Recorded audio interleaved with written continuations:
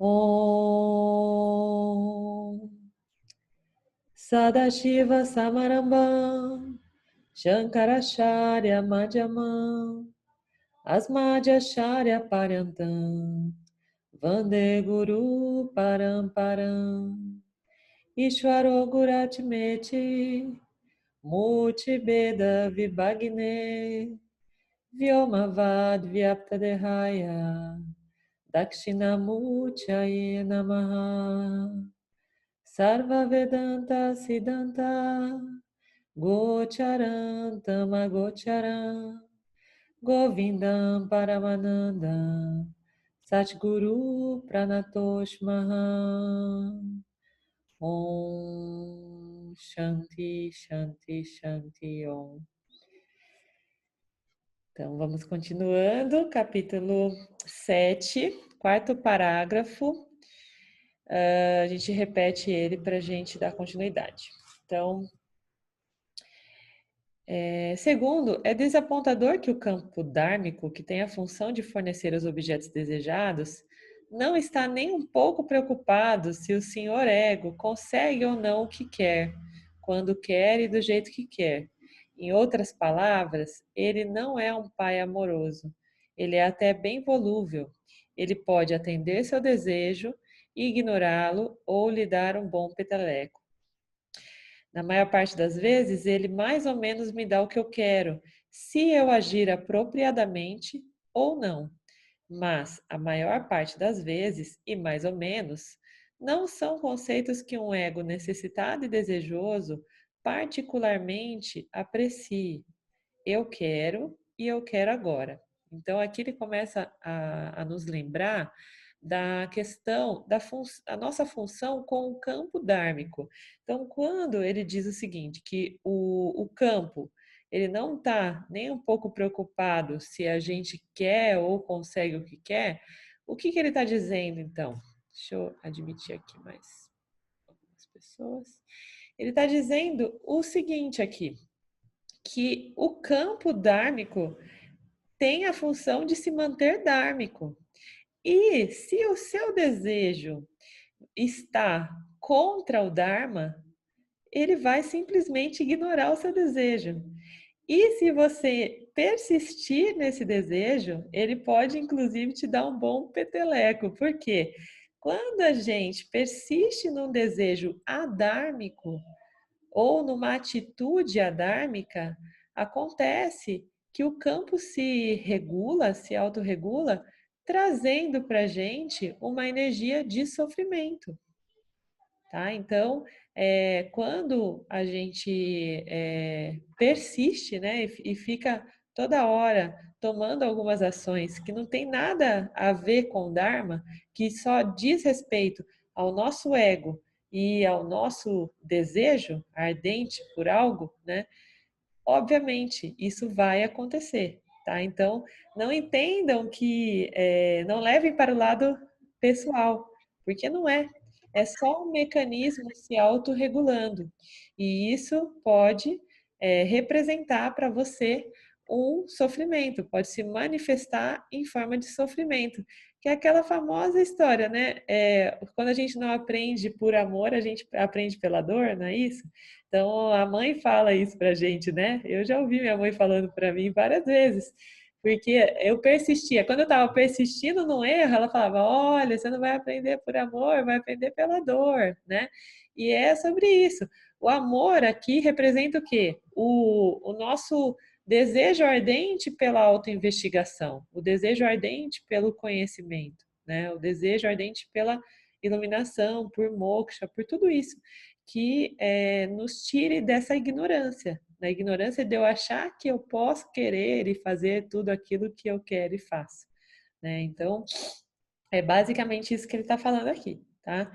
E quando a gente fica nesse estado, né, de desejo e de medo, que na realidade, voltando a falar um pouquinho, são antônimos que representam as duas energias das duas das três energias que permeiam o nosso ser, que é rajas, no caso de desejo, né? Tudo aquilo que é projetado, que dá vontade de fazer e que faz a gente levantar da cama e fazer acontecer, é rajas.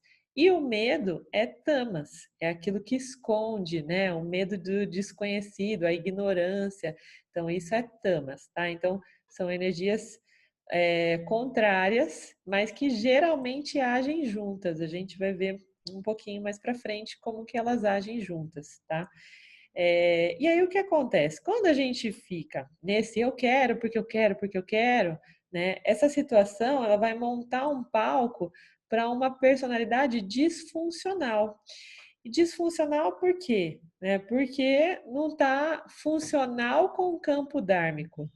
É uma personalidade, essa questão de desejo e medo é muito comum, né, no ser humano, mas a gente precisa enxergar isso como uma disfunção, porque nos coloca nesse estado de eterno sofrimento, né? Êxtase e depressão, êxtase e sofrimento, realização, prazer e sofrimento. Então, isso causa uma disfunção, né? E aí ele fala: um fato importante sobre o desejo que todos deveriam saber, mas que muitos não querem considerar é: o desejo sozinho não é suficiente para produzir o que você quer, o objeto, né, que você quer. Sim, às vezes parece que que o desejo manifesta o objeto, mas não é assim, exceto indiretamente, já que ele te motiva a fazer a ação adequada para obtê-lo. Por causa do desejo, as ações são oferecidas ao campo dármico e depois esquecidas, conforme seguem seu caminho através do campo, interagindo com os vários objetos e as pessoas que ali estão. Quando o campo produz um resultado, parece que você tem uma poderosa conexão mágica com o campo, mas você não tem. Você tem uma conexão lógica, não mágica. Então, isso, gente, é muito importante também que a gente saiba, porque às vezes a gente relaciona uma coisa como um milagre, né? Fala, nossa, aconteceu um milagre. Ou então a gente acha que a gente está sendo capaz de projetar, de cocriar coisas. Então a gente acha, o ego acha que a gente está super poderoso, né? Nossa, eu desejei uma coisa e não é que aconteceu mesmo. Significa que foi porque eu desejei, né? E na realidade, só acontece aquilo que é dármico e que está alinhado com o seu karma também, né? Então, o que que o Vedanta diz? Que para algo acontecer, reverberar no campo, né, alinhado ao seu desejo, esse desejo tem que ser, em primeiro lugar, favorável ao campo dármico, né? Então, não adianta você querer um desejo, desejar algo adármico, porque mesmo que você force isso a acontecer, vai acontecer logo depois disso um revés para ajustar o campo, né? Então, esse logo depois a gente não sabe quanto tempo, mas o campo vai se ajustar de alguma maneira, tá? Então, se aconteceu aquilo que você desejou, em primeiro lugar, aconteceu porque era dármico para o campo, né? Porque ia em favor do campo dármico, porque não ia bagunçar o campo dármico, né? E também porque estava dentro do seu alinhamento mesmo energético, você estava merecendo aquilo, né? Então, o seu karma estava também favorável, porque o karma, quando a gente fala aqui no Ocidente, parece que é algo negativo, né? Mas existe o karma positivo, que é o punha karma. Então, você tinha punha karma, você estava com crédito na conta, né, de Shuara, e ainda desejando algo que era favorável ao campo.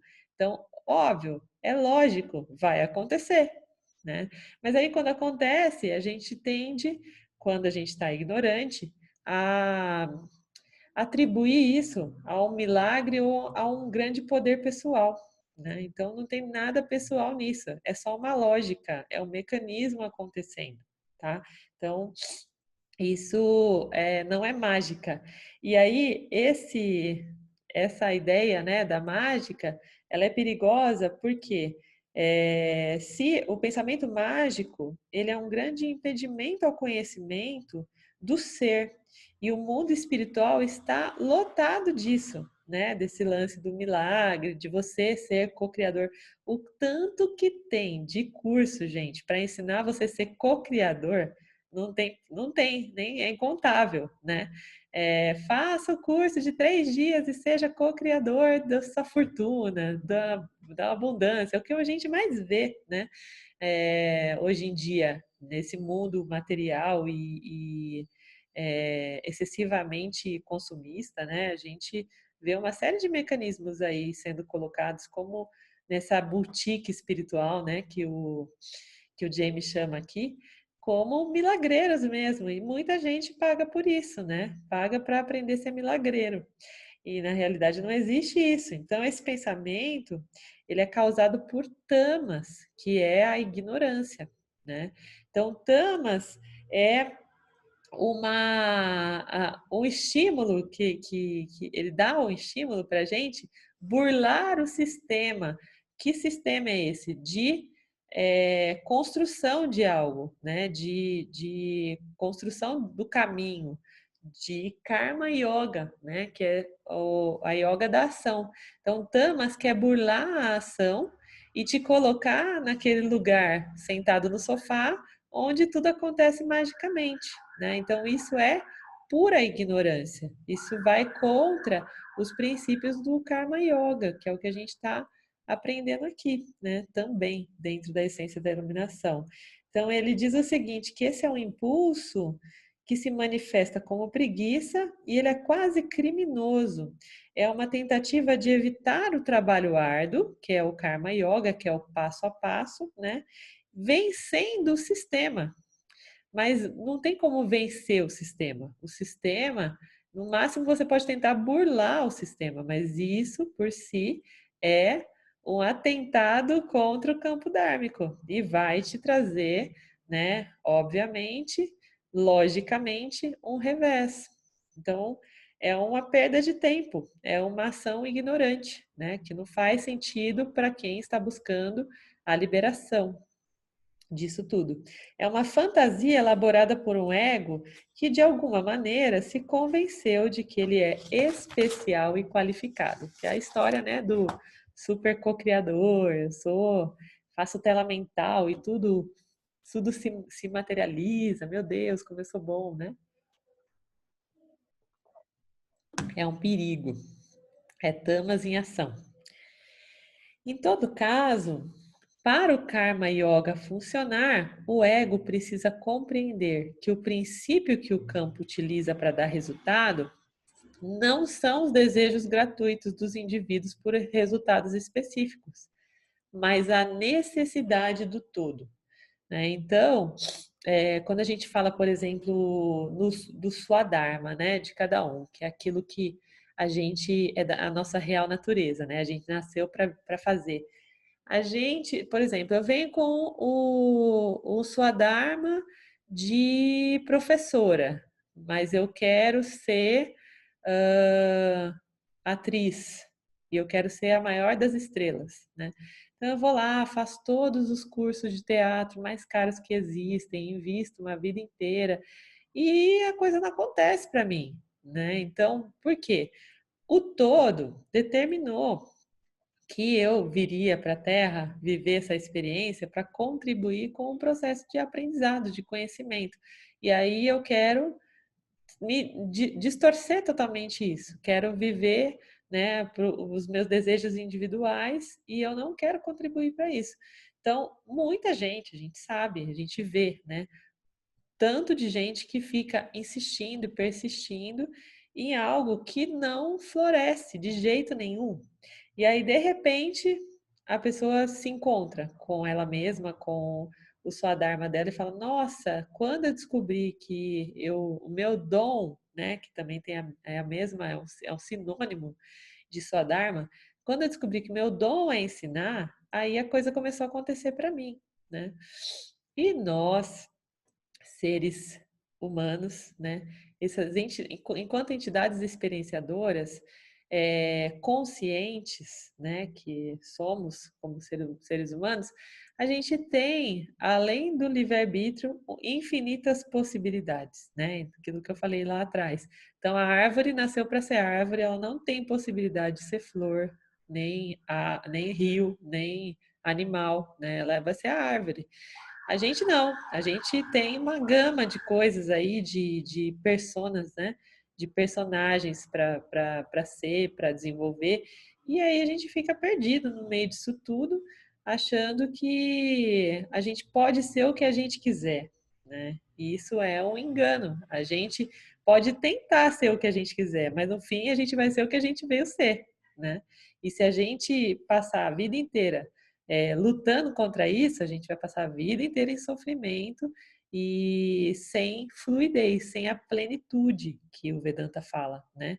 Esse sentimento de, puxa, tô agora no lugar certo, fazendo a coisa certa, com as pessoas certas, que bom, né? Essa é a plenitude do Vedanta. Então, ele diz o seguinte: se as ações de uma pessoa contribuem para as necessidades do todo, elas irão gerar um bom resultado. E se elas entram em conflito com as necessidades sempre mutantes do campo, ele propicia resultados indesejados ou resultado nenhum. Isso é uma coisa muito interessante. Não está destacado aqui no texto, em negrito, mas é algo que para a gente é difícil compreender, que o campo é mutante. Então, o fato de eu estar dando certo em alguma função hoje não me garante nada vitalício, né? O campo está em mutação e o segredo aqui é eu não me identificar com algo, com uma função, com um papel, né? Como representando o meu todo, como representante do meu todo. Por quê? Existe uma situação aqui, quando eu me identifico, eu tendo a me apegar àquele determinado papel, àquela determinada função, né? E não enxergar que tudo é cíclico. E aí entra um fator, quando ele fala, né, que as necessidades são sempre mutantes no campo, é o mesmo que dizer sobre o Vishesha Dharma. Vocês lembram que a gente falou do Vishesha Dharma? Como aqui a gente está falando de campo dármico, é super oportuno falar sobre Vishesha Dharma. Vishesha Dharma é o Dharma situacional. Então, aquilo que é dármico para mim ontem pode não ser dármico amanhã. E eu preciso entender que esse Dharma é situacional. Então, por exemplo, né, um exemplo bem clássico que a gente aprendeu com o professor Arlindo. Ele é professor, então ele se encontrou. Esse é o Swadharma dele. Swadharma profissional, mas ele tem outros Swadharmas. E teve uma época que ele estava com um seminário fechado num lugar muito paradisíaco, segundo ele, na Espanha. Ele estava morando na Itália e com esse seminário pronto na Espanha. Quando o filho dele ligou para ele e disse: Pai, eu preciso de você aqui. O filho dele morava nos Estados Unidos na época. Porque minha filha nasceu e a minha esposa entrou num surto pós-parto. E eu estou sozinho aqui e eu preciso de você. Então, o que aconteceu ali? O campo se tornou mutante, o campo mudou do dia para a noite. Ele tinha algo que estava sendo dado como certo, né? Um evento organizado, estruturado, e o Swadharma dele de pai, que veio antes do Swadharma de professor, falou mais alto ali. Então, ele cancelou, né, o seminário e foi para os Estados Unidos e passou um tempo lá dando apoio para o filho dele, que era o que o Swadharma dele de pai e estava colocando para ele, era o que o campo estava colocando para ele de uma maneira situacional, né? Então isso se chama Vishesha Dharma. A gente tem que estar alinhado então com o Dharma universal, né? Ou seja, não fazer nada que seja errado ou incorreto de uma maneira universal, porque existem leis universais, né? E, além disso, perceber aquilo que está acontecendo naquele instante. que é o Vishecha Dharma, que é o Dharma situacional, né? Então, o que o campo está me dizendo agora, né? O que ele está me mostrando agora e que eu posso aprender agora sobre ser dármico, né? Então, isso exige essa constante conexão com o campo, né? Então, é o que a gente fala, a gente chama de mente discriminativa. Então, para eu conseguir perceber esse Vishecha Dharma acontecendo, e tomar as ações corretas, ou seja, ser de fato um karma yogi, né, de dar o passo correto a cada instante, eu preciso estar conectado com minha mente de forma discriminativa o tempo todo, né? O que é a mente discriminativa? A gente falou um pouquinho na semana passada. É a capacidade de eu me assistir ao vivo, né? De eu não me identificar comigo e me assistir, que minha consciência saia de dentro desse tubinho aqui, de não se identificar, né, com esse tubinho de carne, e me enxergue como algo maior, como ser, e seja capaz de me trazer essa discriminação e dizer, olha, não se engane com isso, aquilo que é cilada, né? Então você começa a identificar essas ciladas aí e falar, não, peraí, sem apego nem aversão, né? Então a mente discriminativa é a mente que funciona sem apego e sem aversão, apenas entendendo o campo, sem se identificar de maneira individualista com ele, né? Então é bem interessante isso, quando ele fala sobre isso, né? Então é um alerta, o campo está mutante, ele é mutante. E justamente essa condição mutante é que faz com que a gente se aprimore mais a cada dia. Porque se o campo fosse estático, a gente não teria oportunidade de aprimoramento, né? A gente ia passar, é aquela história do game, né? É, geral, daí de repente chega naquela fase que você não sabe o que vem pela frente. É essa fase que faz você se aprimorar, né? Porque as fases anteriores você já sabe passar. Eu, quando era novinha, gostava de jogar Super Mario, né? E eu lembro que eu queria zerar o jogo do Super Mario. E aí, só que não era assim tão simples, você tinha que passar as fases. E aí, assim, às vezes você morria na última cena da última fase, né? Na última cena da fase. Aí você tinha que fazer o quê? Passar a fase tudo de novo, até aquela cena que você encontrava lá o chefão, né? Meu Deus do céu, eu passava até de olho fechado. Dependendo do número de vezes que eu tinha que entrar na fase, eu passava até de olho fechado. Não aguentava mais, porque eu já sabia aquilo ali. Aquilo não estava me trazendo nenhum tipo de desafio. Mas aí, quando chegava naquela parte, tchan, tchan, tchan, tchan, né? Eu dava tudo de mim e tentava descobrir como é que passava. A vida é um grande game, né? Quando a gente passa a entender esse mecanismo, a gente passa a enxergar dessa mesma maneira. É um grande game. E aí, cada hora é um chefão que se apresenta, né? Que aqui a gente já viu no capítulo, nos capítulos anteriores, que é aquela famosa cobra, né? Que na verdade é a corda, que não tem nada contra você, mas ela só quer te desafiar, desafiar a sua discriminação, né?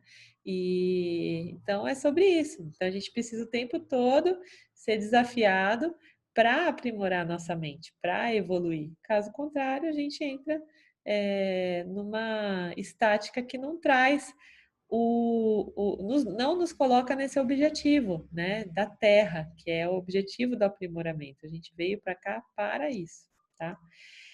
E aí ele diz: é preciso vigilância constante para o sucesso, porque as necessidades do campo estão constantemente mudando, que eu acabei de falar. O fracasso em levar em conta as necessidades dos outros é receita certa para o sofrimento. A essência do Karma Yoga é a consideração pelas necessidades do campo, que quer dizer seu ambiente físico e psicológico, tá? É, então, o campo tem os objetos densos e os objetos sutis. Isso já ficou claro para vocês, gente, dos objetos densos e sutis? Então, ó, de novo, só para repassar. Objeto denso é um objeto material, por exemplo, como esse celular, tá? E objeto sutil são os sentimentos, tudo que tem a ver com o psicológico, né? A própria mente é um objeto sutil, tá? Tudo o que a gente não é mais etérico, né? A gente não pega na mão, mas sente no campo, são objetos sutis, tá bom? Então, quando ele fala seu ambiente físico e psicológico, o que ele está dizendo? O ambiente denso, que a gente pode sentir e pegar, e o ambiente psicológico, que é o sutil, aquilo que a gente sente, tá bom? Um dos sintomas do excesso de desejo é o quê? Impulsividade. Como complexidade e incerteza são a natureza do campo dármico, um corpo sutil saudável tem moderação e muita deliberação no que se refere à ação. Ou seja, a falta da impulsividade. Né? Então, o quanto mais saudável o corpo sutil está, menos impulsivo ele vai se tornar. Tá? Mais discriminativo ele vai ser, sem a impulsividade, tá bom? Então, o corpo sutil, saudável é moderado, tem moderação, tá bom? E aí, ele diz, né, que quando há desejo em excesso, a gente fica nessa loucura de fazer as coisas sem pensar. E ele dá um exemplo aqui. Você descobre que esqueceu seu cartão de crédito quando chega ao supermercado ou esquece as duas fotos quando vai pedir o passaporte. Você estava tão ansioso para eliminar aquele item da sua lista interminável de afazeres, que é uma lista que nunca diminui, não importa quão rápido você executa as tarefas ali contidas, que você sai pela porta sem estar preparado. Então, gente, é muita loucura isso, né? Porque essa impulsividade, ela faz com que a gente crie uma série de ações ao mesmo tempo. A gente fica impulsivo por ter e fazer tudo, né? E isso se tornou moda nessas últimas décadas, né, no mundo ocidental. Quanto mais ocupado, quanto mais atarefado a gente parece que isso se converte em valor para a nossa vida, né? Isso determina o nosso valor. E eu já fui vítima disso, né? E hoje que eu consigo ser mais contemplativa e ser menos sobrecarregada em termos de número de tarefas, eu vejo quanto eu vivia nesse mecanismo maluco, que não sem discriminação, né? Então não foi à toa que eu tive transtorno de ansiedade generalizada, porque não tinha como, eu estava o tempo todo imersa nesse universo maluco, né? De sobrecarga. E isso parece que virou moda mesmo. Todo mundo acha que isso é normal, né? Fazer coisas demais. E aí ele diz o seguinte: é importante cumprir seus deveres de maneira apropriada e no momento certo. Mas se você se pega dizendo que você tem que fazer algo, né, ou precisa fazer coisas que não são de nenhuma maneira exigidas para a manutenção básica da vida, você precisa de karma yoga. Então, ele fala aqui um pouquinho mais adiante, né? Ele diz que na sociedade ocidental, né, mais desenvolvidas, os luxos se tornaram necessidades. Aí ele dá um exemplo, né? Você acha que você precisa do backup do seu HD, porque você se sente obrigado a não perder um único videoclipe estúpido que você nunca mais vai ver, né? É louco isso. E esse universo do consumo conseguiu criar umas pegadinhas tão malucas com a gente, né? Eu vejo muito isso acontecendo com recorrência e cada vez mais no mercado da segurança, né? Meu, tem umas coisas tão malucas assim que eles estão criando para te dar uma pseudo percepção de segurança que na realidade no fundo serve para o contrário, para te deixar cada vez mais inseguro, mais vulnerável, né? Se sentir mais vulnerável e ficar vitimizado por isso e consumir mais sobre isso, né? Tem gente que está implantando chip no corpo, acho que vocês já viram isso, de localização, né? Então, se a pessoa sequestrada, tem um chip dentro dela que tem uma um negócio de GPS lá que localiza a pessoa. E as pessoas estão colocando isso no corpo, né? Um pedaço de alguma coisa para se acontecer, olha o nível da loucura, né? Eu acho isso uma loucura, não tem outra palavra. Mas tudo isso é tamas, né? É medo e desejo. Então eu desejo ter segurança porque eu tenho, na realidade, medo e sinto insegurança. Então, medo e desejo, eles são pares, né? Eles são gêmeos inseparáveis. Eles estão sempre andando juntos. Um retroalimenta o outro, né? Então, esse do backup também, né? Um monte de gente faz isso, de guardar um monte de coisa de que não vai ver nunca mais e acha que está seguro fazendo isso, né? E aí ele fala também sobre nunca poder jogar fora os objetos, nem mesmo os quebrados, né, e inúteis. Você não vai jogar, não quer jogar, mas também não quer usar, quer ficar, deixar essa energia parada, né? Isso não é dármico. É muito, quando a gente fala sobre o desapego, né? Inclusive a gente faz até rituais de desapego, incentivando isso, né? A Arca faz isso justamente porque o desapego e essa movimentação energética, ela é dármica, ela faz girar a roda do Dharma, faz continuar o giro da roda do Dharma, né? Porque caso contrário, essa energia estagna. E estagnação é o quê? Tamas.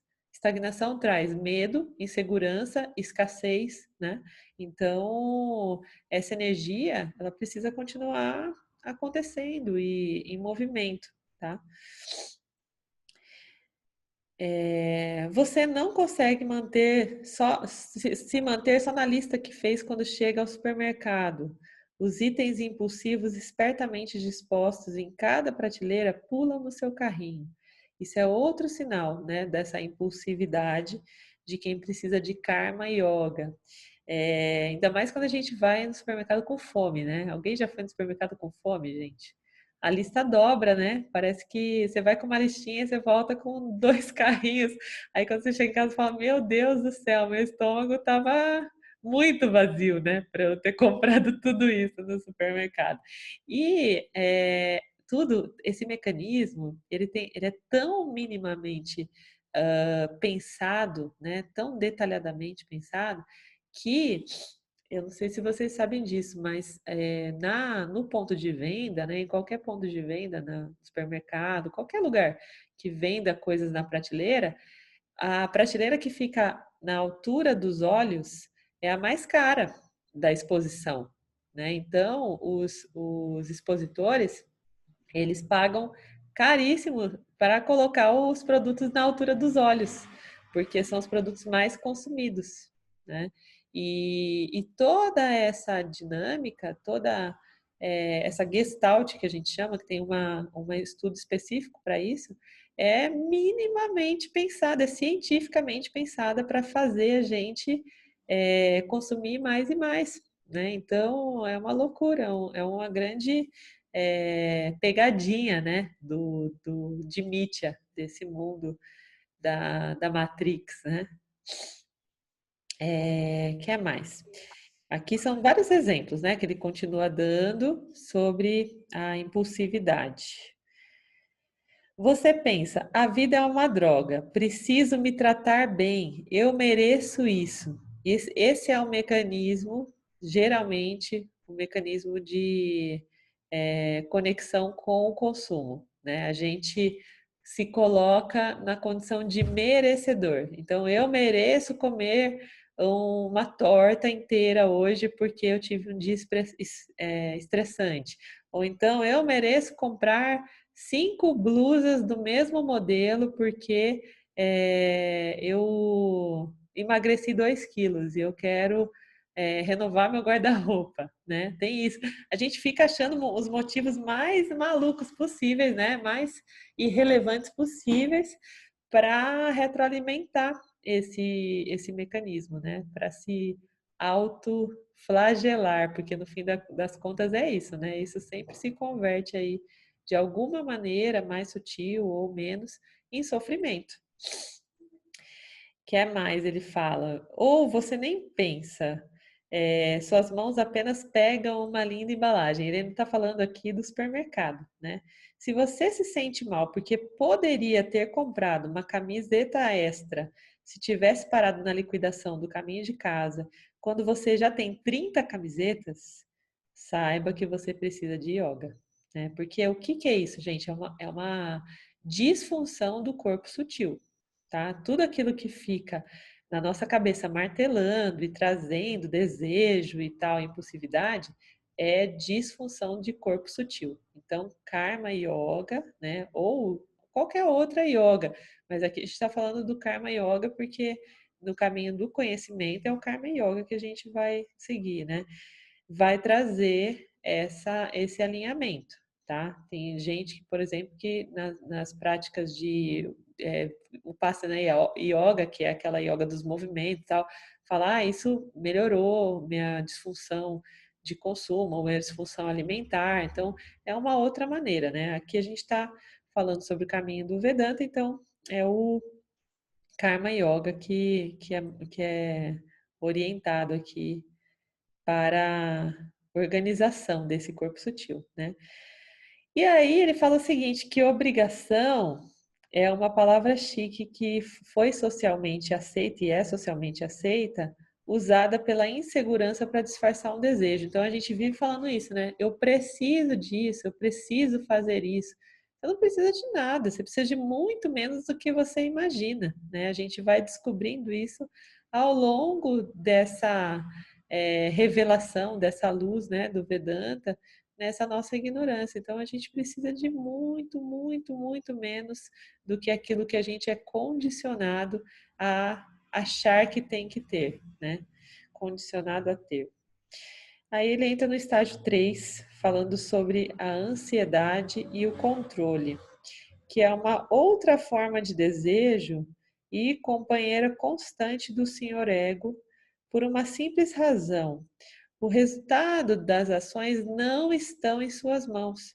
Então, enquanto você não consegue compreender realmente isso, você vai ficar disfuncional, vai permanecer disfuncional, porque você vai estar sempre brigando com o campo, né? Achando que você vai controlar alguma coisa. Por que o ego está sujeito à ansiedade? Porque o desejo não é natural. Se alguma coisa é natural, ela é bem-vinda, mas algo que não é natural é sempre um hóspede indesejado. É por isso que sabemos que a plenitude é a natureza do ser. Se não fosse natural, você imediatamente tentaria se livrar dela quando começasse a se sentir bem, né? Então é o contrário. Quando a gente se sente bem, a gente fala, ai, esse dia, esse momento não podia acabar nunca mais, né? Tô me sentindo tão bem, eu queria ficar aqui, vivendo isso. Porque a gente sabe que a plenitude é a nossa natureza, a gente se reconhece ali. Toda vez que a gente está no estado de plenitude, o que a gente mais quer é permanecer naquele estado para sempre, porque é esse estado que a gente merece estar, né? Sempre. Então, a gente não fica lutando contra a plenitude, a gente fica buscando plenitude, né? A gente se agarra a ela com unhas e dentes. Mas quando o sofrimento vem, mesmo a mais leve irritação, você imediatamente faz o quê? Tenta se livrar dele, né? Tenta bloquear isso. A felicidade é natural, o sofrimento é antinatural. Se você está sofrendo, você não sabe de algo importante sobre si mesmo. E aí ele diz: um dos sintomas mais óbvios desse estágio da doença da ignorância é a questão do controle. A ansiedade provoca uma necessidade de controlar resultados. De fato, todas as emoções negativas inconscientemente tendem a ser manipulativas, mas nenhuma é tão óbvia quanto a raiva. Ninguém gosta de conflito. Medo e raiva são energias particularmente dominantes, que se irradiam para além do corpo físico. É muito comum, né? Gente que é terapeuta, que no meu caso eu vejo muito evidente quando alguém tem raiva, o quanto isso se manifesta no plexo solar. Quando eu estou fazendo as medições da radiestesia, Quando o plexo solar está muito disfuncional, eu geralmente pergunto para a pessoa: tem alguma coisa na sua vida que você está te trazendo sentimento de raiva, ou você tem passado muita raiva? Geralmente a pessoa fala: ai, pelo amor de Deus, não aguento mais meu trabalho, ou então passo raiva todo dia em casa porque eu me estresso com o número de coisas que eu tenho que fazer. Então, é para além do corpo físico, porque é para além do corpo sutil, né? Então, vem do corpo sutil para o corpo físico, vai do corpo físico para o corpo sutil. E essa é uma energia que reverbera na gente, a raiva, tá? E ele fala, né, que deixa eu ver aqui, pessoas que estão próximas de alguém com raiva, particularmente aqueles que são dóceis ou que têm baixa autoestima, tendem a ceder à exigência de tal pessoa, apenas para evitar o desprazer. Porque a raiva é um negócio que é amedrontador, né? Quem vive do lado de pessoas que são assim, estouradas, raivosas, acabam cedendo a tudo, né, para evitar esse desprazer. Viver um relacionamento com uma pessoa assustadoramente irada é caminhar num campo minado. Um pequeno engano e todo o campo explode em raiva. É muito difícil, né, viver do lado de uma pessoa que é inconstante e que, de repente, vira outra pessoa, né? E descarrega essa raiva em nós. Uma vez que um indivíduo pouco desenvolvido e sem amor veja os benefícios dessas emoções, ele ou ela pode tirar vantagem disso e se tornar conscientemente manipulador. Manipulação consciente dos outros é sinal de que a estrutura natural do corpo sutil se tornou seriamente distorcida. Quando ele fala aqui de seriamente distorcida, gente, ele já está falando de um âmbito que dentro da nossa nomenclatura de doenças, né, já se compara a uma psicopatia, por exemplo. Né? Então, uma pessoa que é muito raivosa e irada e quer as coisas sempre, controladora, né, quer as coisas sempre do jeito delas, quando ela se cerca de pessoas que são mais frágeis, vulneráveis, né, e que cedem a essa vontade para não aborrecer essa pessoa, essa pessoa, né, passa a ver vantagem nessa ação de manipulação, aí o corpo sutil vai se deformando mais ainda e vai levando a essas doenças, né? Um exemplo é a sociopatia, psicopatia e várias outras aí. Então, tudo isso acontece no corpo sutil, né? Quando a gente fica achando que a gente pode controlar alguma coisa, a gente vai adoecendo. E aí aqui ele vai entrar mais profundamente no estágio 4, que é a raiva, né? Vai entrar um pouco mais na raiva, que ele precede do terceiro. Então, o que acontece? Raiva é uma consequência, né? De quando eu não consigo aquilo que eu desejo e eu percebo que eu não tenho controle do campo. Então, eu vou sentir raiva, tá? Gente, isso aqui é um manual, né, do ser. É incrível o quanto é lógico, né? Você fala, nossa, eu nunca tinha parado para entender o que precede o que, né? E é isso. Então, o quarto estágio, ele vai proceder desse terceiro, né, do controle. Você ficará feliz em saber que pode parar de culpar papai, mamãe, igreja, Estado, a mídia ou seu nariz grande pela sua raiva. A causa é muito simples. O campo dármico não está lhe dando o que você quer. Quando o desejo é obstruído, ele se transforma em raiva. Ele se transforma em raiva, gente. Aqui eu posso dizer com uma certa segurança, assim, porque isso depende muito da energia predominante daquele ser. Né? Então, ele se transforma em raiva quando a energia predominante daquele ser é rajas, tá? Quando a energia predominante é tamas, ele se transforma em depressão, em angústia, em tristeza, tá? Então, raiva geralmente faz parte dos rajásicos, né? Das pessoas que são predominantemente rajásicas, tá? Não é nem mesmo preciso um grande acontecimento, né? E dá um exemplo aqui: seu marido fugiu com a secretária para disparar o processo. Pode ser algo muito simples, como um motorista lento em responder ao sinal verde ou apenas a ideia de que você não vai ter o que quer. A raiva é muito destrutiva, embora também tenha suas vantagens. E aí é interessante a gente parar para pensar na vantagem da raiva, né, gente? Porque eu lembrei de relacionamentos, né? Quando eu era mais nova e conversava muito com as amigas, né? Na época de namoro e tal, tínhamos namoros que não davam certo, né?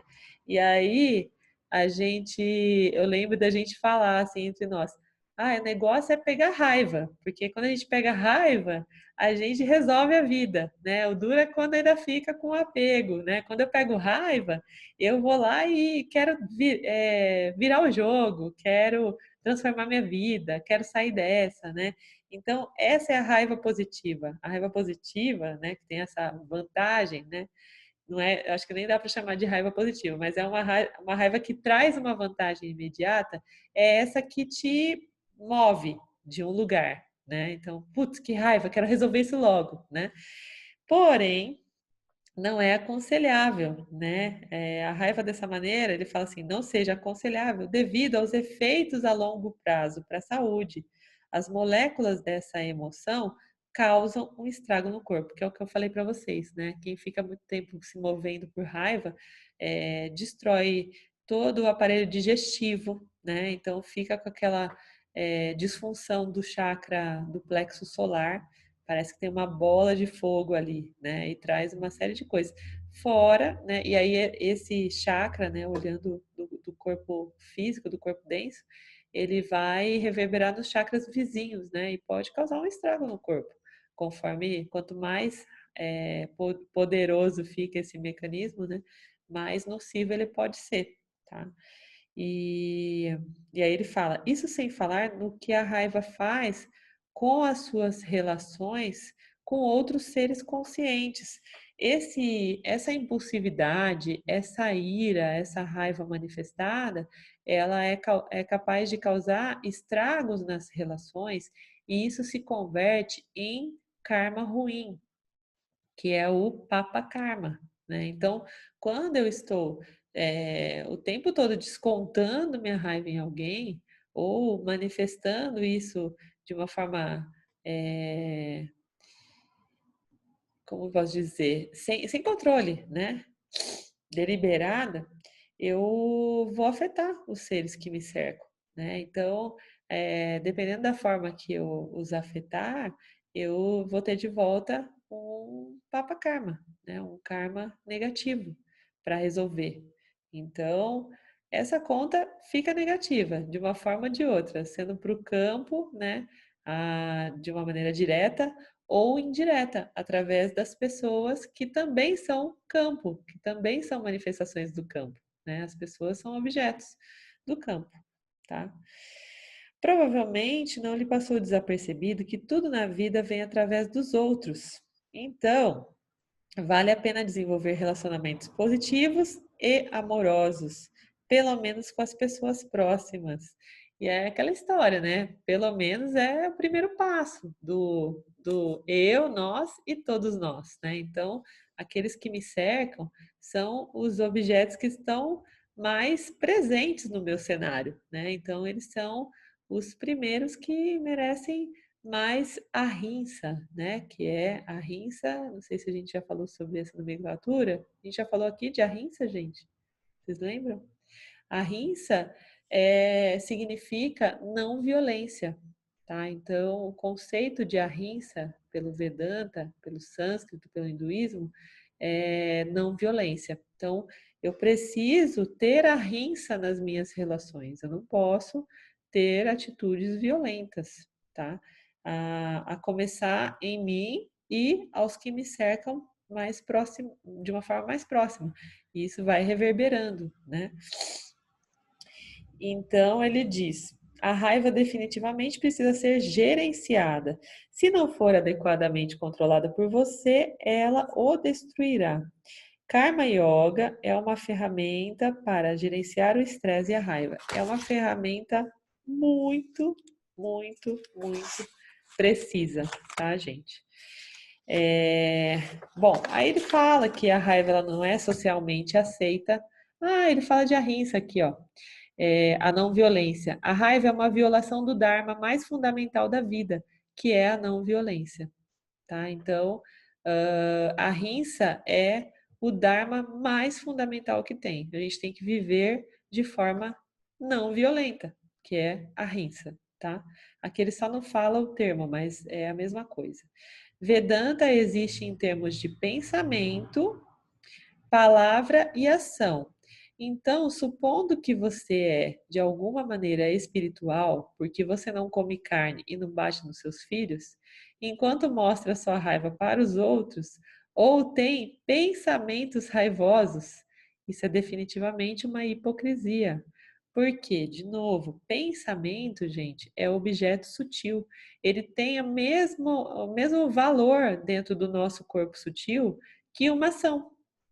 Tá? Então não adianta eu esconder, né? Eu viver em negação, que é essa próxima parte que a gente vai falar, de algo que está acontecendo comigo. O Karma Yogi, ele está caminhando para se tornar sábio de si, que é o Yanni, né? O que pratica a Yana Yoga. Então, para eu me tornar sábia de mim, o que eu tenho que fazer? A primeira coisa é não entrar no estado de negação. É trazer, né, para o consciente, tirar lá do corpo causal e trazer para o corpo sutil. Então, de novo, a gente falou isso semana passada, vamos repetir. O corpo causal é o inconsciente, é onde moram as coisas que ainda não estão sendo percebidas, né? E de vez em quando esse corpo causal manda para o corpo sutil, ele emerge para o corpo sutil algumas das nossas programações, né? Que é chamada de vasanas. Então, quando a gente se dá conta dessa vasana, né? Dessa programação negativa, a primeira coisa que a gente precisa fazer é trazer isso para a mesa, colocar na nossa frente e apreciar isso, e entender o que, que é isso, né? A pior coisa que tem, nesse caso, para quem está se propondo a fazer essa caminhada como Karma Yogi, como Yanni, como sábio de si, né, do autoconhecimento, é negação, que é o que a gente vai falar aqui na sequência. Então, ele diz que a raiva não é socialmente aceita porque ela contradiz a sua própria boa opinião sobre si mesmo. Então, o que você faz com ela? Você pode jogá-la sobre os outros, o que não funciona muito bem, né? Não é uma boa ideia, ou você a suprime, o que funciona, né? Então, o que a gente faz? Joga para debaixo do tapete. Isso é suprimir, tá? Temporariamente, funciona temporariamente. Quando uma emoção desconfortável é suprimida, ela se torna parte da sua sombra, tá? Para usar um termo que ficou em voga desde os tempos de Jung. Então, Carl Jung, ele é aquele psicólogo famoso, né, escritor, que fala sobre a psicologia analítica. E ele fala bastante sobre sombra e luz, né? Então, quando você não quer olhar para uma coisa, não quer botar luz numa coisa, você vai suprimir e ela vai se tornar sua sombra, tá? Em nossa linguagem, a raiva se retira para o corpo causal. Então, o que ele faz? Empurra, ele tira do corpo sutil, que é aquele corpo que está percebendo e sentindo as coisas, e empurra lá para o causal, que é o subconsciente ou o inconsciente, onde ele não vai alcançar. É literalmente botar para debaixo do tapete. Não estou em contato com aquele sentimento, né? Por pouco tempo, temporariamente, tá bom? O inconsciente, né, que são os vasanas macrocósmicos, pertencem à Ishvara, a mente total. Mas o subconsciente é seu próprio corpo causal pessoal. É um cantinho do corpo causal de Ishvara, que é um subsistema que talvez seja uma palavra razoável. onde o seu karma pessoal está guardado. Então, olhando, fazendo a comparação, né? Existe um corpo causal macrocósmico, que é aquele que pertence ao campo, né? Que pertence a Ishvara. Esse corpo macrocósmico, que ele é chamado pelo Jung de mente coletiva, né? Ele vai, em algum momento, se conectar com o seu corpo causal microcósmico, que é o seu próprio corpo causal. O que ele vai fazer? Ele vai transmitir, ó, é tipo um efeito osmótico, sabe? Osmose. Então, o corpo aqui, o campo, ele vai entrar em contato com o seu corpo causal e vai transmitir essa ideia. Essa ideia, ela vai fazer parte do seu subconsciente, então. Ela estava lá no inconsciente, ela passa a fazer parte do subconsciente. Aí ela vai subindo, é igual... Vocês já viram aquela imagem? Eu não tenho aqui de pronto, mas vocês já viram aquela imagem do iceberg? Que fica uma pontinha lá em cima, né? E aí fica o resto lá embaixo. Então, aquela parte que está muito profunda é como se fosse o corpo macrocósmico causal. Quando ele sobe um nível e fica ali na beiradinha da borda, né, da água, esse é o subconsciente, que é o corpo microcósmico causal, que é o nosso corpo causal, tá? É o nosso cantinho pessoal. E aí, quando ele sobe e vira a pontinha que a gente enxerga, esse é o corpo sutil. Porque quando a gente passa a enxergar, a gente passa a ter consciência. Aí é aquilo que está fora da água, né? Que é pequenininho. Então imagina, é nessa proporção mesmo. O que está no corpo sutil, o que já subiu, né? Que já emergiu, e a gente está tratando, é uma partezinha do processo, né? Tem muita coisa lá para baixo. Então, quanto mais a gente vai tratando essa partezinha de cima, mais coisas a gente vai recebendo. E, gente, isso vai acontecer até o nosso último respiro, tá? Porque a gente está aqui para isso. A gente está aqui para se aprimorar. Então, às vezes a gente fala, pelo amor de Deus, quanto mais eu mexo nesse negócio, né? Pior fica. Não, melhor fica. Quanto mais você vai descobrindo, deflagrando esses vasanas, né? Essas programações, mais coisa você está limpando. E aí, por que que o Vedanta fala que Deus, que Ishvara, ele se modifica junto conosco, com o campo? É uma coisa óbvia. Se aqui está, ó, o corpo macrocósmico causal e ele faz esse movimento de osmose, né? Uma vez que ele faz o movimento de osmose para nosso corpo microcósmico causal, ele está sendo sutilizado aqui e transferindo esses vasanas para que a gente trate. Então, nós fazemos essa limpeza do campo, nós regulamos o campo, tá? O campo se regula através de nós. Só que qual que é o lance? Por que que parece algo tão pessoal? Porque quando sobe, emerge para o nosso campo, nosso corpo sutil, o que que vem junto? Memórias, karmas, coisas muito, como eu posso dizer a palavra? Customizadas, tá? Então, dentro do nosso corpo sutil, tem as nossas impressões. E aí parece que é uma coisa que foi feita para nós, mas não foi. Ela está passando por um filtro, né, do nosso corpo sutil e está sendo interpretada como algo pessoal. Mas não, ela está vindo do campo e tá. O que a gente está fazendo é trabalhando para o campo. Então, ai, Thaís, que loucura isso! É sério que é assim mesmo? É sério que é assim mesmo. E está todo mundo fazendo isso. A diferença é que tem gente fazendo isso conscientemente, que somos nós, no caso. Que é uma beleza, né? Eu acho isso uma grande vantagem, porque uma vez que a gente está consciente disso, a gente passa a discriminar e não sofrer por isso, né? Aceitar as coisas como elas são e se movimentar dentro daquilo que nos é permitido se movimentar, com clareza, com discriminação, né? Mas sim, somos todos trabalhadores do campo para o campo. Estamos fazendo sempre essa limpeza para o campo. Portanto, Ixuara está em nós, se modificando junto conosco, né, nesse campo, tá? Porque nós somos Ixuara, nós somos a representação do ser, né? O ser manifestado aqui na Terra. Bom, então, sobre a negação, o que acontece é esses vasanas macrocosmos pertencem a Ixuara, e aí o subconsciente é seu corpo causal pessoal, que é o cantinho do corpo causal de Ixuara, que é esse subsistema, onde seu karma pessoal está guardado. Ixuara é realmente uma maravilha. É impressionante porque ele mantém registro das suas ações e avalia o resultado dessas ações para você, nunca confundindo seu karma com o karma dos outros 8 bilhões de indivíduos, cujos karmas ele administra. Sombra é uma boa palavra, porque a sombra oculta e obscura, assim como a repressão oculta a sua raiva de você.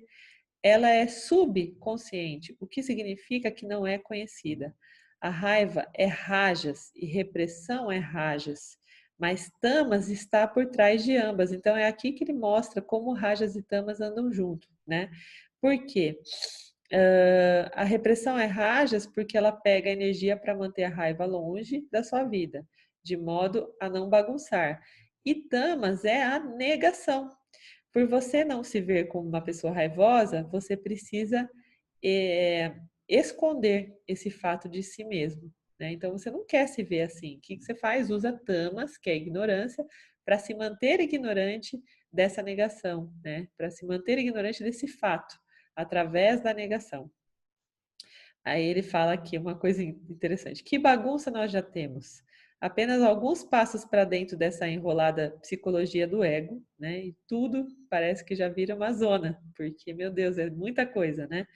Embora o corpo causal contenha vasanas bons e ruins, ele não é um recipiente no uso comum da palavra.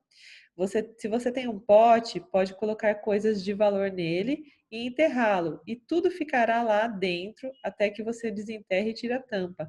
Mas o inconsciente não é esse tipo de recipiente. Então, o inconsciente é o corpo macrocósmico causal, tá, gente? Imagina que aqui minha mão seja o recipiente e essas partezinhas aqui, ó, da mão sejam buraquinhos, né? Não é um recipiente hermético, fechado. Ele é poroso, então imagina que cada junta aqui dos dedos é um poro, tá? Um buraquinho. Ele entra e sai de novo, né? Você não pode ver como ele trabalha, por isso eu estou descrevendo. Mas outro fato triste é que nada a seu respeito está escondido da consciência universal. Por quê? Quando eu pego aqui, olha, o campo, né? O corpo macrocósmico, os vasanas do macrocosmo, e faço essa conexão, o que acontece? Tem uma troca aqui, né? Então, o que está em mim está sendo trocado com o campo. Então, a osmose acontece para ambas as partes. O campo está entrando em contato comigo e está retirando essa informação de mim, ao mesmo tempo que está passando essa informação dele para mim, né? Então, essa troca, ela acontece o tempo todo, não tenho como eu esconder isso do campo, tá?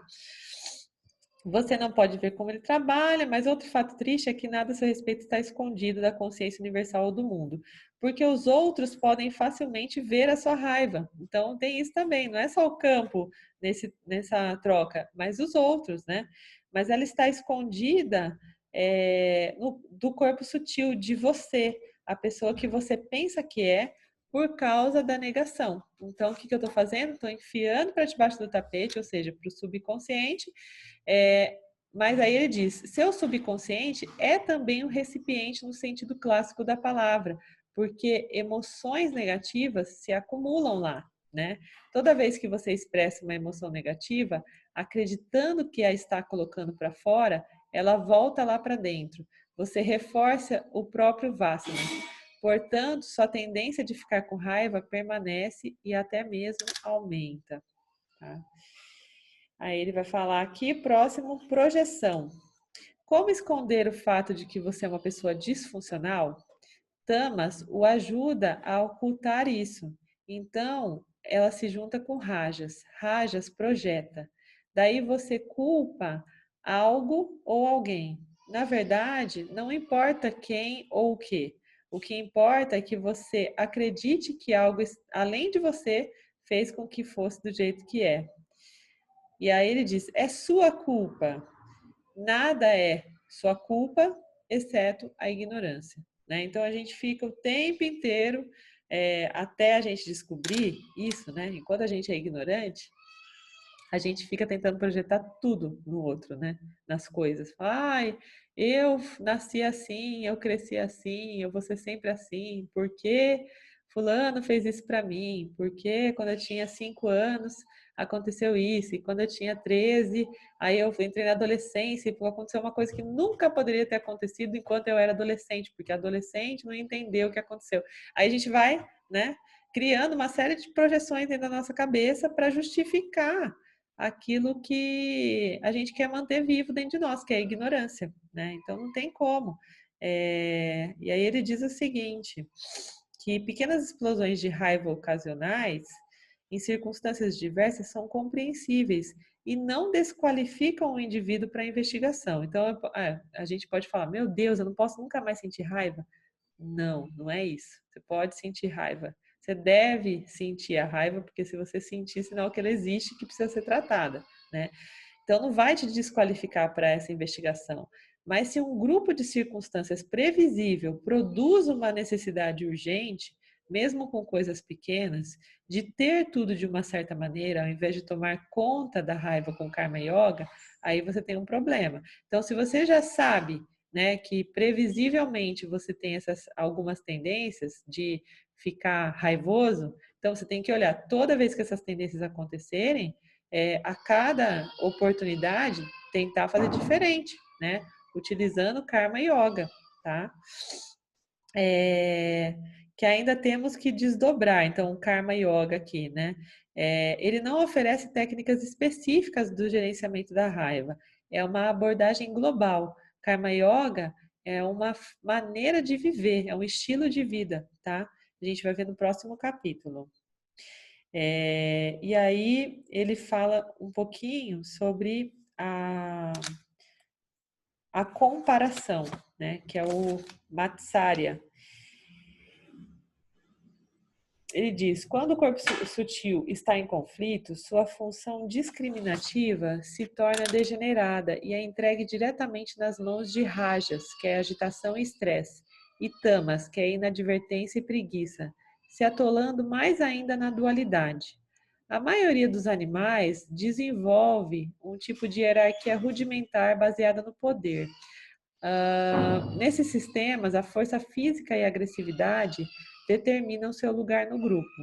Mas os seres humanos elevaram o conceito de status para uma arte sutil. Quando eu era jovem, morei nas Filipinas por um curto período de tempo. Eu não tinha preconceito de cor e pensava que os filipinos também não.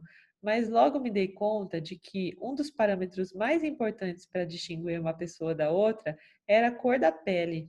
E logo percebi que os filipinos e mais tarde todos os grupos do planeta calculavam as tonalidades de pele em microtons. Se você vê a sua casa bagunçada por semanas, porque durante uma reforma você não consegue determinar uma variação de cor, né, de pêssego para as paredes da sala de jantar, ou você tem que gastar 30 minutos no corredor do supermercado para escolher qual dos 80 tipos de shampoo melhor se adapta aos seus cabelos, saiba que seu corpo sutil precisa de um pouco de yoga. Se você está valorizando seu progresso diário em relação a um programa de ginástica, um objetivo financeiro ou um objetivo espiritual, né, tipo, eu já sou puro e sagrado, saiba que seu corpo sutil precisa de um pouco de yoga. Então, isso aí é comparação excessiva, né? Do tipo, ai, eu vou tirar uma foto no espelho hoje porque eu vou começar uma dieta amanhã, hoje. Aí hoje eu começo a dieta, amanhã eu vou no espelho de novo e tiro a foto. Depois de amanhã eu tiro outra foto e fico olhando o dia inteiro a foto para ver onde é que mudou, né?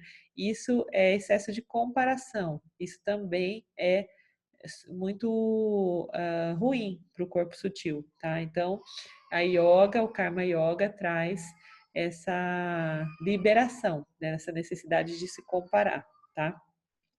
Isso para tudo. É a mesma coisa do shampoo, né? Eu fico comparando. Deixa eu ver quanto que tem de não sei o que nesse shampoo. Tem gente que faz isso com caloria, né? Pega 3 tipos de alimento iguais, né? Relativamente iguais e fica contando quanto que tem de carboidrato nesse, quanto tem daquilo.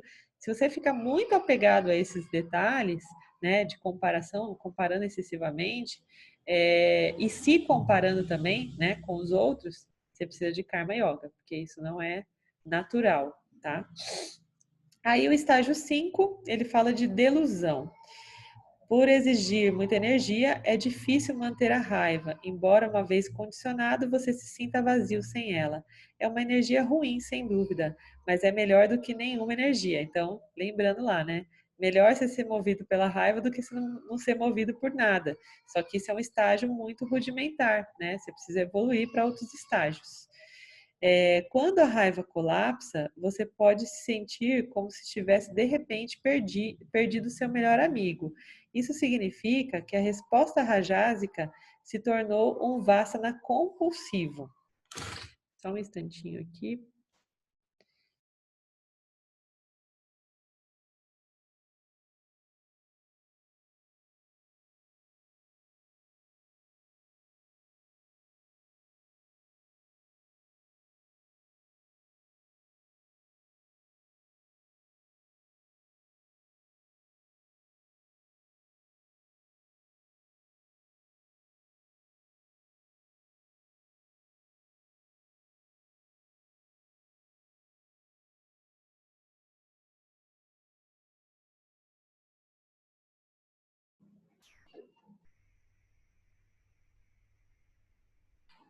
Pronto, voltei. Estava dando um recadinho aqui para a Alice. Onde eu parei? Aí ele fala o seguinte: quando não há exemplo melhor desse fato psicológico que o distúrbio bipolar. A síndrome bipolar é rajas e tamas sob efeito de esteroides. Eu gosto mais do termo antigo, que é o maníaco depressivo. Mania é rajas e depressão é tamas. Para compreender isso, não é preciso observar muito além do cansaço que chega após um dia árduo de trabalho. A mente e o corpo podem lidar apenas com uma certa quantidade de estresse, e rajas é estresse. Então, tamas prevalece. Então, quando a gente tem um dia muitíssimo estressante, o que a gente faz? Chega em casa e desmonta, né? Meu Deus do céu, eu preciso dormir, né? Eu preciso deitar. A pessoa maníaca pode ficar ativa por semanas a fio, virtualmente sem dormir. Mas quando Raja se esgota, ela ficará na cama em um quarto escuro dia e noite pelo mesmo período de tempo. Maníacos depressivos são um bom exemplo de uma extrema distorção estrutural do corpo sutil. Essa não pode ser tratada com Karma Yoga. Tá? Então, quando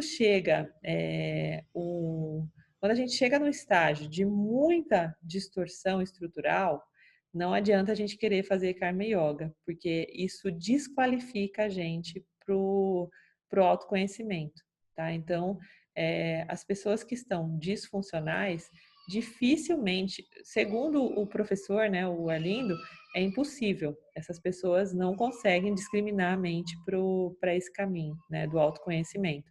Então, quando é demais essa extrema distorção, ela precisa de outro tipo de tratamento, tá? Uma pessoa bem-sucedida é uma pessoa que sabe discriminar, alguém que consegue fazer escolhas racionais, baseadas no claro conhecimento de seus valores e de como eles se relacionam com o mundo à sua volta, o campo dármico. Para discriminar efetivamente, você precisa do quê? De sátiva, né? De ter uma mente predominantemente satívica. Você se lembra que Maia tem então 3 poderes: ocultar, ocultar é o quê, gente? Tamas, né? Projetar, que é rajas, e revelar, que é sátiva. Sátiva é o poder revelador, a energia do conhecimento. Ele pode gravar a experiência como ela é, analisá-la com precisão e tomar decisões que vão além da agenda do ego. Mas isso não é possível no quinto estágio. Então, no quinto estágio é a delusão. Quinto estágio não tem mais o que fazer, tá? Tem que, quando chega nesse nível, precisa de outro tipo de tratamento. Quando o Raja se esgota, Tamas assume. Tamas é uma energia que encobre e oculta. Ela obscurece a luz da pura consciência quando é refletida no corpo sutil. Ela é responsável por confusão e delusões. De novo, não estamos falando sobre o embotamento ocasional que surge durante o dia, uma nuvem branca que passa sobre a mente, fazendo sua energia baixar temporariamente. Estamos falando sobre um sentimento persistentemente preguiçoso e apático. A gente já está falando naquele nível da pessoa ficar de cama, né? Em depressão, enfim, qualquer tipo de distorção que deixa a pessoa apática e estática, né? Sem ação. Aí ele fala também, né, que sobre pensamentos suicidas, né? Estamos falando sobre o sentimento persistentemente preguiçoso e apático, caracterizado por uma inabilidade de tomar decisões e fazer o que é necessário na vida diária. Pensamentos suicidas surgem quando o corpo sutil é pego pela estrutura tamásica. Quando o Jiva está nesse estado, lembrando que o ser nunca está em estado algum, você está perto do fim de uma vida significativa, tá? Então, por que ele fala? Quando o Jiva está nesse estado, porque é a entidade experienciadora, o ser não está ali, né? O ser está em outro estado, ou seja, estado nenhum, porque o ser é o ser, ele não está condicionado a um estado. Normalmente, a essa altura, você está nas mãos de um médico ou deitado num papelão sob algum viaduto, com uma agulha nos braços, né? Ou seja, a gente está falando aí do fim da vida, do fim da linha, né? E enquanto a medicina puder achar algum tipo de química legalizada que excite o cérebro o suficiente para que ele te induza à ação e a um sorriso amarelo, pode-se dizer que você chegou a um estado morto-vivo. E, gente, quantos mortos-vivos a gente vê todos os dias, né? Aqui a gente encontra com diversos, várias pessoas chegam na Arca, por exemplo, para ter uma experiência com a ayahuasca nessa condição, né? De ter que fazer um processo de desmame desses medicamentos, e a pessoa está simplesmente um zumbi, ela está sendo movida a um medicamento que ativa alguma coisa dentro do cérebro dela que mantém ela nesse estado morto-vivo, né? Mas ela não tem mais capacidade discriminativa, tá? Então, isso é o que eles chamam, o que eles chamam aqui de delusão, que é o estágio último. Se você não cuida disso, se você não se dispõe a andar nesse caminho do karma yoga, da discriminação, você chega a esse ponto, né, da delusão. E aí ele fala aqui, só para finalizar, alguns sintomas desse estado são desamparo, tédio, apatia, falta de confiança, suspeita, rebeldia, defensiva e vaidade, um sentimento de que não importa o que você faça, nada funciona. Provavelmente não é necessário discutir cada um deles em detalhes, mas saiba que você chegou mais ou menos ao fim da linha quando um sentimento de paralisia permear sua vida. Seus hábitos te acorrentam e sua mente se torna rígida e teimosa. Você não tem confiança para lidar com mudanças, mas firma o pé em qualquer situação que resiste ao bom senso lógico. Se um hábito que antes lhe trazia prazeres começa a trazer dor e você teimosamente se recusa a abandoná-lo e tentar outra coisa, mesmo que esteja claro que o hábito é nocivo, você chegou ao fundo do poço. Então, aqui a gente está falando, por exemplo, de dependência química, né, de dependência emocional. Então, se eu estou num relacionamento destrutivo, né, mas eu continuo o tempo inteiro reafirmando que eu preciso disso, ou negando que esse relacionamento é destrutivo, né? Ou eu tenho uma dependência por uma substância legalizada, né? Por exemplo, uma dependência por açúcar. Eu nego e eu fico naquela compulsividade maluca sem poder viver sem a substância. Então, e esse aqui, para o Vedanta, esse é um estágio de fundo do poço, né? Se você não sai disso, você deixa de ter a capacidade de discriminar o seu ser e de andar no caminho do autoconhecimento, tá? Se você ignora as mensagens de mudança que a vida lhe manda e reage negativamente a qualquer coisa que perceba como uma ameaça à sua velha visão do mundo, você está pronto para o Karma Yoga. É o caminho para você gerenciar e purificar essas emoções. Então, o Karma Yoga, que é o que a gente vai falar no próximo capítulo, é o caminho para quem fala: epa, eu não quero isso aí para mim, não. Eu não nasci para sofrer. Eu quero discriminar a minha vida, né? Eu quero ser, dentro daquilo que me cabe, autor da minha caminhada, né? Então, a gente vai ver ao longo dos capítulos que existe um espaço ali do Karma Yogi, né, onde ele de fato delibera algumas ações. E é isso, é esse espaço que é pequeno perante ao todo, ao campo, né, que faz toda a diferença ao mesmo tempo, porque é onde a gente escolhe estar alinhado com um caminho dármico, né, com aquilo que a gente veio fazer aqui, né, com o nosso caminho de autorrevelação, de autoconhecimento, tá? Então, o que nesse capítulo ele falou sobre todas essas distorções, né? Tudo que pode servir de ameaça para o nosso corpo sutil, né? Então, desde a ignorância até o estágio de delusão. Então, todos nós somos pessoas comuns, né? Que é o que o capítulo 7 fala. Todos nós estamos sujeitos a tudo isso e a gente vai continuar sujeito a tudo isso até o último respiro, né? Porque isso faz parte do nosso mecanismo e do jogo que a gente veio desvendar, né? Então, não, é uma ilusão a gente achar que a gente achando o caminho e se iluminando e se liberando, a gente vai conseguir se livrar desse cenário. Não, o cenário vai continuar acontecendo. O que vai mudar daqui para frente é a nossa capacidade discriminativa sobre isso, tá? Então, o Karma Yogi é quem discrimina, tá bom? Então, a gente vai ver aqui no próximo capítulo sobre Karma Yoga. Sobre esse capítulo, alguém tem alguma consideração a fazer?